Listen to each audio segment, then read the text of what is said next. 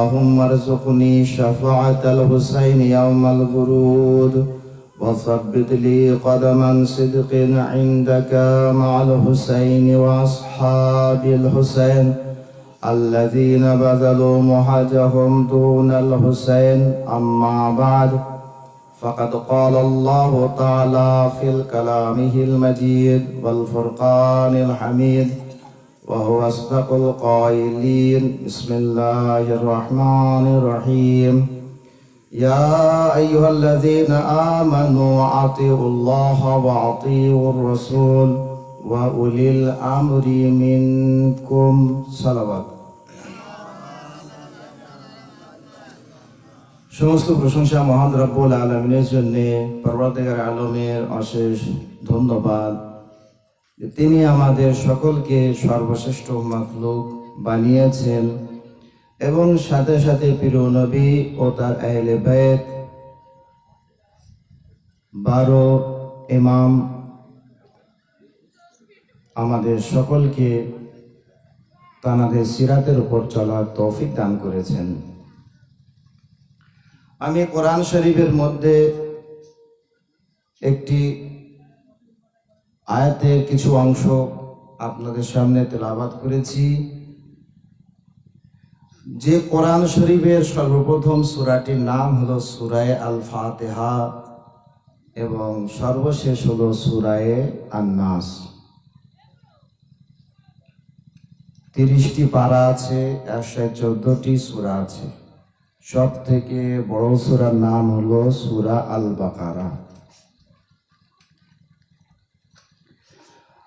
তো আমি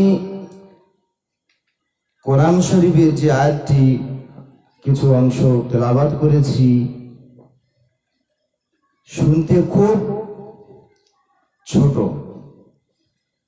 অনেক ছোট, কিন্তু যদি এই 3টি কথায় আয়াতের মধ্যে যে বলা হয়েছে যদি মানুষ ছেড়ে দেয় তাহলে তার সমস্ত আমল বেকার হবে। খোদাবন্দে আলম বলছেন, ইয়া আইয়ুহাল্লাযীনা আমানু, ও হে বিশ্বাসীগণ, হে মুমিনিন, আতিউল্লাহ, তোমরা আল্লাহর আনুগত্য স্বীকার করো, আল্লাহর ইতাআত করো, আল্লাহর কথা মেনে চলো। ওয়া আতিউর রাসূল, এবং রাসূলুল্লাহ আল্লাহর রাসূলের ইতাআত করো।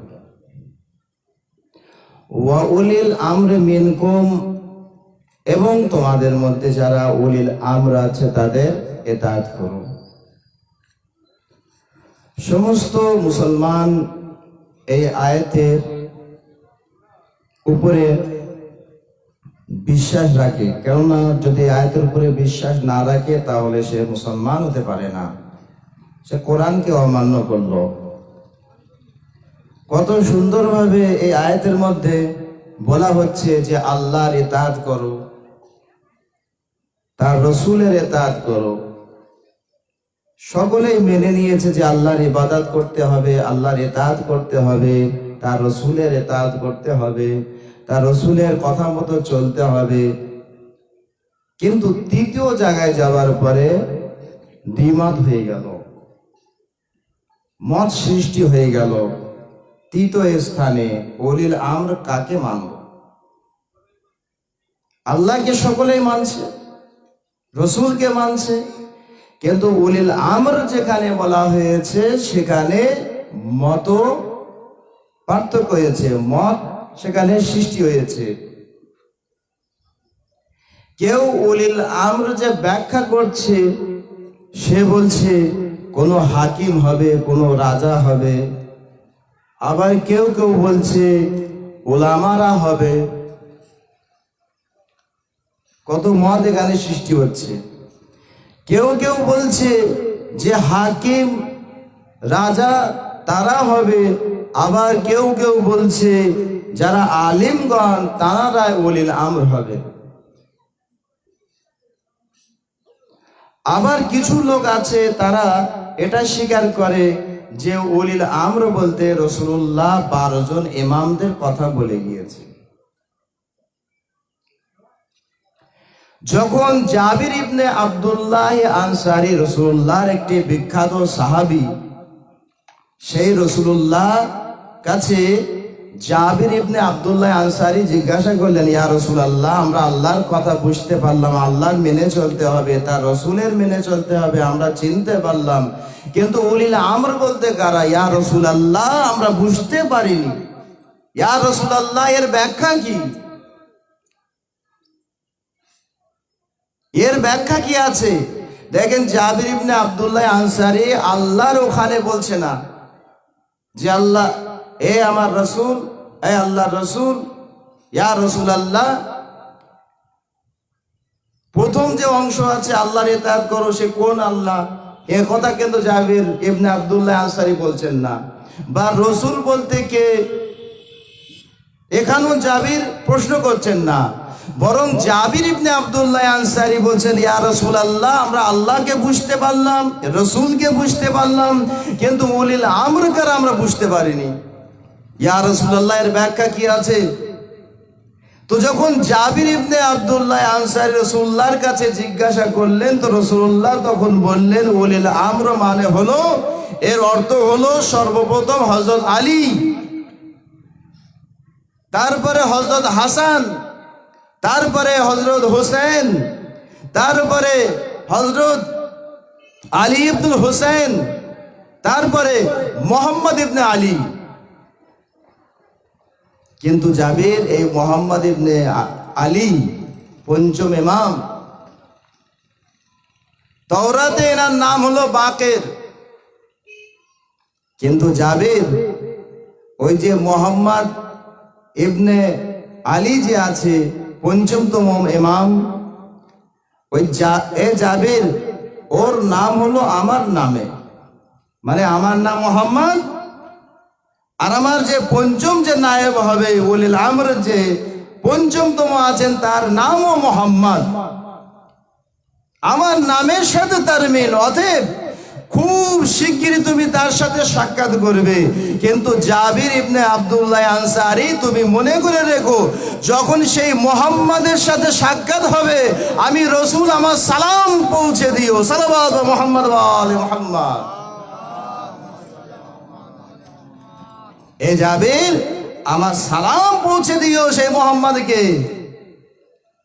এর থেকে বোঝা যায় যে রাসূলুল্লাহ জাবির ইবনে আব্দুল্লাহ আনসারী যে হায়াত আছে তার সম্পর্কেও বলে দিলেন যে জাবির, তুমি ওই সময় পর্যন্ত জীবিত থাকবে, যদি জীবিত না থাকো তাহলে আমার সালাম পৌঁছাবে কিভাবে?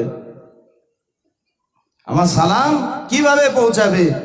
অনেকে বলে রাসূলুল্লাহ গায়েবের খবর রাখেন না, কিন্তু দেখুন রাসূলুল্লাহ আরো এক জায়গায় বলে গিয়েছেন, ওদিকে আমি পরে যাচ্ছি। কোথায়? উম্মে সালমাকে যখন মাটি দিয়েছিলেন, কারবালার মাটি, রাসূলুল্লাহ কিছু মাটি উম্মে সালমা ওনার স্ত্রীর কাছে দিলেন আর বললেন, এই উম্মে সালমা, এই মাটি যখন রক্তে লাল হয়ে যাবে মনে করবে আমার হুসাইন মারা গিয়েছে, শহীদ হয়ে গিয়েছে। তো উম্মে সালমা কে যখন রাসূলুল্লাহ বললেন যে হুসাইন যখন মারা যাবে, শহীদ হবে, সেই সময় এই মাটি রক্তে লাল হয়ে যাবে, যখন রক্তে লাল হয়ে যাবে মনে করবে হুসাইন আর দুনিয়াতে নেই। আর সেই উম্মে সালমার জন্য সেটাই হলো, যে উম্মে সালমার খবর, হুসাইন আলাইহিস সালামের খবর রাসূলুল্লাহ উম্মে সালমাকে দিচ্ছেন। আর সেটাই হলো কারবালার পরে স্বপ্নে এসে বলছেন, উম্মে সালমা তুমি ঘুমিয়ে আছো? উম্মে সালমা উঠলেন, মানে স্বপ্ন যখন দেখছেন তখন রাসূলুল্লাহকে জিজ্ঞাসা করলেন, ইয়া রাসূলুল্লাহ, আপনার চোখে কেন পানি আছে, মাথায় ধুলোবালি কি জন্য আছে? তো রাসূলুল্লাহ তখন বললেন, এ উম্মে সালমা, আমার হুসাইন শহীদ হয়ে গিয়েছে, আমি সেখান থেকে আসছি। রাসূলুল্লাহ সেই হুসাইন আলাইহিস সালামের কথা যে শহীদ হবেন সেটি উম্মে সালমার স্বপ্নে এসে বলে দিচ্ছেন। তো রাসূলুল্লাহ উম্মে সালমা যে হায়াত, এটি মাটি দিয়ে বলে দিলেন, উম্মে সালমা, হুসাইন যখন শহীদ হবেন সেই সময় তুমি থাকবে। অনেকে বলে স্বপ্ন হয়তো ভুলও হতে পারে, স্বপ্ন বিভিন্ন স্বপ্ন হয়, আমরাও স্বপ্ন দেখি। কিন্তু দেখুন উম্মে সালমা উঠলেন, ওঠার পরে এবার চিন্তা করছেন যে আমার এই স্বপ্নটি সঠিক কিনা, তা নিশ্চয়ই কোনো প্রমাণ আছে। তো উম্মে সালমা ওঠার পরে যে রাসূলুল্লাহ যে মাটি দিয়ে গিয়েছিলেন আর বলেছিলেন, হে উম্মে সালমা, যখন এই মাটি রক্তে লাল হয়ে যাবে মনে করবে আমার হুসাইন শহীদ হয়ে গিয়েছে। তো উম্মে সালমা সেখানে গেলেন, যাওয়ার পরে দেখলেন যে রাসূলুল্লাহ যে মাটি দিয়েছিলেন সেই মাটি রক্তে লাল হয়ে গিয়েছে। উম্মে সালমা তখন বুঝতে পারলেন রাসূলুল্লাহ যে স্বপ্নের মাধ্যমে আমাকে বলে গিয়েছেন এটি সত্য স্বপ্ন, এটি হকিকত আছে, এটি সঠিক আছে। সাল্লাল্লাহু মুহাম্মদ ওয়া আলিহি। তো আমি বলছিলাম, তো রাসূলুল্লাহকে জিজ্ঞাসা করা হলো, ইয়া রাসূলুল্লাহ উলিল আমর বলতে কারা?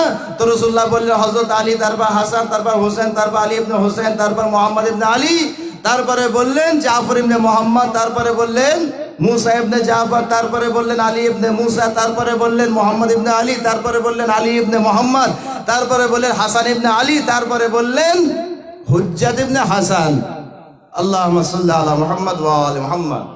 কিন্তু জাবির শুনে রেখে দাও, ওই হুজ্জাত বিন হাসান, ইমাম হাসান আলাইহিস সালামের পুত্র হুজ্জাত, তার নাম কিন্তু আমার নামের সাথেও মিল আছে। তার নাম কিন্তু আসল নাম মুহাম্মদ, আমার নামে তার নাম। কিন্তু এমন একটি জামানা আসবে, এই জাবির সেই সময় মানুষ তাকে দেখতে পাবে না, অদৃশ্য কালে মুসলমানরা কিন্তু লাভবান হবে, চোখে দেখতে পাবে না, কিন্তু তার গায়েব থাকাকালীনই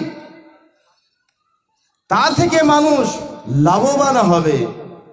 তো এখানে রাসূলুল্লাহ উলিল আমর ব্যাখ্যা জাবির ইবনে আব্দুল্লাহ আনসারীর মতো সাহাবীর সাথে বলে গেলেন কে জাবির, উলিল আমর হলো এরা এরা এরা আছে, অতএব এদের দামানকে মেনে চলো, এদের সিরাতের উপর চলো, এদেরকে অনুসরণ করো, তাহলে তোমরা পথভ্রষ্ট হবে না। এবার এই মুসলমান যারা দলে দলে বিভক্ত হয়েছে, এই মুসলমানদের জন্য আল্লাহ নবী বললেন ৭৩ ফেরকা হবে, কিন্তু দেখা গেল সবই মুসলমান।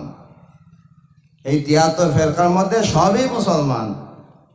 তারপরে রাসূলুল্লাহ বললেন একটি ফেরকা সে তিনি যাবেন, তানারাই যাবে জান্নাতে, নাজাত পাবে, বাকি সব জাহান্নামে। তো আমরা সকলে যদি আল্লাহর কোরআনকে মেনে চলি, রাসূলুল্লাহর কথাগুলো মেনে চলি, তাহলে আমাদের স্থান ওখানে হবে যেখানে আল্লাহ আমাদের জন্য ওয়াদা করেছেন। আর যদি আমরা আল্লাহ তার রাসূল তানাদের কথা না শুনে, তাহলে আমাদের ঠিকানা কিন্তু জান্নাতে হবে না, আমরা পথভ্রষ্ট হয়ে যাব। আল্লাহ রাব্বুল আলামিন তিনি যে নিজের তরফ থেকে প্রতিনিধি পাঠিয়েছেন, তারা দেখেন কেমন। আমরা ছোট ছোট জিনিস বারবার শুনি, কিন্তু এর মধ্যে অনেক গভীর মানে। আপনাকে জিজ্ঞাসা করা হলো আপনার ইমামকে, আপনি সাথে সাথে বলে দিলেন জান্নাতে যুবকদের সরদার ইমাম হাসান ইমাম হুসাইন, গর্বের সহিত। আপনাকে জিজ্ঞাসা করা হলো আপনি যে জান্নাতে দাওয়া করছেন, আপনাদের মহিলাদের সে সম্রাজ্ঞী কে হবে, আপনি গর্বের সাথে বলে দিলেন কে ফাতেমাতুজ জাহরা, তিনি হলেন জান্নাতের নারীদের সম্রাজ্ঞী। আমার ইমাম এমন ইমামকে আমি মেনে চলি, ইয়ালিয়ান্তা কাসিমুন নার ওয়াল জান্নাত, জান্নাত ও জাহান্নামের বন্টনকারী, সেই আলীকে মেনে চলি। আমি যে ইমামকে মেনে চলি সেই ইমাম জান্নাতের বাদশা। অতএব যদি এদের দামানকে ছেড়ে দেওয়া হয় তাহলে কিন্তু পথভ্রষ্ট হতে হবে। আজ মুসলমান দেখেন, যারা নুসাইরি কেন হয়েছিল? নুসাইরি এই জন্য হয়েছিল যে হযরত আলী আলাইহিস সালামের এত ফজিলত, এত কেরামত, এত মুজিজা নুসাইরা দেখেছিল যে সাথে সাথে বলে ফেললো হযরত আলী হচ্ছেন আমাদের খোদা। এত ফজিলাত হযরত আলীর, এত ফজিলত। সেই ফজিলত দেখার পরে নুসাইররা দাবা করলো যে হযরত আলী সাধারণ মানুষ হতে পারে না, এ নিশ্চয় খোদা হবে। খোদা মানলো, কিন্তু গেল জাহান্নামে গেল। ফজিলত এত বেশি হযরত আলীর, কিন্তু আমি দেখতে পাচ্ছি যে মুসলমানদের কাছে বহু কিতাব আছে, মুসলমানরা আহলে বাইতের ফজিলত খুঁজে পাচ্ছে না। মুসলমানরা আহলে বাইতের ফজিলত খুঁজে পাচ্ছে না, যাদের ফজিলত এত বেশি, খুব অল্প পরিমাণ তাদের ফজিলতকে বলা হয়। রাসূলুল্লাহ কি বলছেন আহলে বাইত সম্পর্কে? যে ব্যক্তি এই হাসান হুসাইন এবং তার মা ও বাপ হযরত আলী ও ফাতেমা, এদেরকে ভালোবাসবে, রাসূলুল্লাহ বলছেন যারা হযরত হাসান, হযরত হুসাইন, তার মা বাবা অর্থাৎ হযরত আলী ও হযরত ফাতেমাকে ভালোবাসবে, রাসূলুল্লাহ বলছেন ফি দারাজাতি, তাদের দরজা আমার সাথে, তাদের দরজা ইয়াউমাল কিয়ামা, কিয়ামতের দিন কোথায় হবে? নিজের সাথে নিজের, মানে আমি যেখানে থাকবো আহলে বাইত আলাইহিস সালামের মানে ওয়ালারা সেখানে থাকবে। বাস একটি কথা শুনে নিন আহলে বাইত সম্পর্কে, শেষ করব। রাসূলুল্লাহর কাছে এক সময় জিবরাইল আমিন আসলেন। জিবরাইল আমিন যখন খবর দিলেন, আল্লাহ রসুল গেলেন কোথায়? হযরত আলীর বাড়িতে। বললেন, হে আলী, একটি সুসংবাদ আছে। হযরত আলী বললেন, ইয়া রাসূলুল্লাহ, কি সংবাদ? রাসূলুল্লাহ বললেন, জিবরাইল আমিন আল্লাহর তরফ থেকে ওহী নিয়ে এসেছেন আর বলছেন, হে ইয়া রাসূলুল্লাহ, এই আল্লাহ রসুল, আল্লাহ তাআলা হযরত আলীকে যারা যারা ভালোবাসে, ইতাআত করে, মেনে চলে, যাদের অন্তরে হযরত আলীর ভালোবাসা আছে, আল্লাহ রাব্বুল আলামিন তাদের কি করবে? তাদের ঠিকানা হলো জান্নাতে। কি বলছেন রাসূলুল্লাহ? কার সাথে? হযরত আলীর সাথে। হে আলী, আল্লাহ রাব্বুল আলামিন একটি খবর পাঠিয়েছেন তোমার জন্য, যে তোমাকে যারা যারা ভালোবাসবে, তোমার যারা যারা মহিব হবে, আল্লাহ রাব্বুল আলামিন তাদের ঠিকানা কোথায় রেখে দিয়েছেন? জান্নাতে। হযরত আলী আলাইহিস সালাম সিজদাতে গেলেন, আল্লাহ শুকর আদা করলেন, মাথা তুললেন, আল্লাহর বারগাতে হাত উত্তোলন করে বললেন, পরওয়ারদিগার, তুমি সাক্ষী থেকো, এই আল্লাহ তুমি সাক্ষী থেকো যে আমার চাইনেওয়ালাদের তুমি জান্নাতে পাঠাবে, কিন্তু হে আল্লাহ তুমি সাক্ষী থেকো। কত সুন্দর কথা!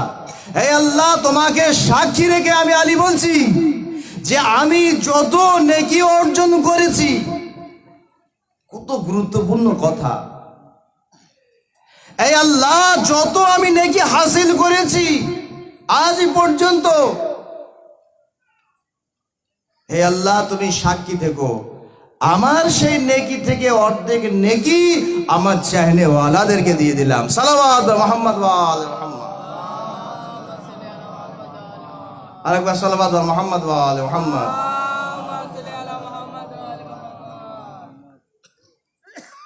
তো যখন এই কথা শুনলেন, হযরত আলী আলাইহিস সালাম বললেন, আমি অর্ধেক নেকি আমার চাহনেওয়ালাদের দিয়ে দিলাম। সেখানে কে ছিলেন? হযরত ফাতেমা জাহরা। বললেন, হে আল্লাহ তুমি সাক্ষী থেকো, আমার সমস্ত আমল থেকে যা কিছু আমি নেকি হাসিল করেছি, সেই সমস্ত নেকি থেকে অর্ধেক নেকি আমি আবুল হাসান হযরত আলী আলাইহিস সালামের মাননেওয়ালাদেরকে দিয়ে দিলাম। ঠিক আছে? ইমাম হাসান ও হুসাইন যখন হযরত আলীর কথা শুনলেন, মা ফাতেমা জাহরার কথা শুনলেন, তখন হাসান হুসাইন বললেন, হে আল্লাহ তুমি সাক্ষী থেকো, আমরা নিজেদের নেকি থেকে অর্ধেক নেকি আমার বাবা শেরে খোদা হযরত আলী আলাইহিস সালামের চাহনেওয়ালাদেরকে দিয়ে দিলাম। অর্ধেক নেকি দিয়ে দিলাম। হযরত আলী দিয়ে দিলেন, মা ফাতেমা তো জাহরা দিয়ে দিলেন, ইমামে হাসান ও হুসাইন দিলেন।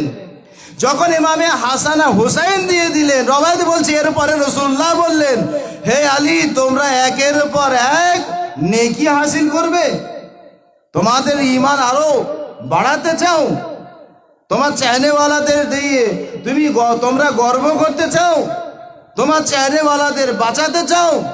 হে আলী, শুনে রেখে দাও, আমি রাসূল, আমিও আমার সমস্ত নেকি থেকে অর্ধেক নেকি তোমার চাহনেওয়ালাদের দিয়ে দিলাম। ঠিক আছে। এবার যখন হযরত আলাইহিস সালাম বললেন, ফাতেমা জাহরা বললেন, হাসান হুসাইন বললেন, রাসূলুল্লাহ বললেন, এখন কথা শেষ হয়ে গেল। জিবরাইল আমিন আল্লাহর তরফ থেকে ওহী নিয়ে আসেন, হে আমার রাসূল, আপনি বলে দিন হযরত আলীকে আল্লাহ রাব্বুল আলামিন সংবাদ পাঠিয়ে দিয়েছেন যে তোমরা নিজেদের নেকিগুলো দিতে চাও আর গর্ব করতে চাও, আমিও আল্লাহ গর্ব করতে চাই। আর আপনি বলে দিন হযরত আলীকে, হযরত আলী চাহনেওয়ালাদেরকে আমি আল্লাহ তাদের সমস্ত গুনাহ মাফ করে দিয়েছি এবং তাদের ঠিকানা আমি জান্নাতে রেখে দিয়েছি। সাল্লাল্লাহু আলাইহি ওয়া সাল্লাম।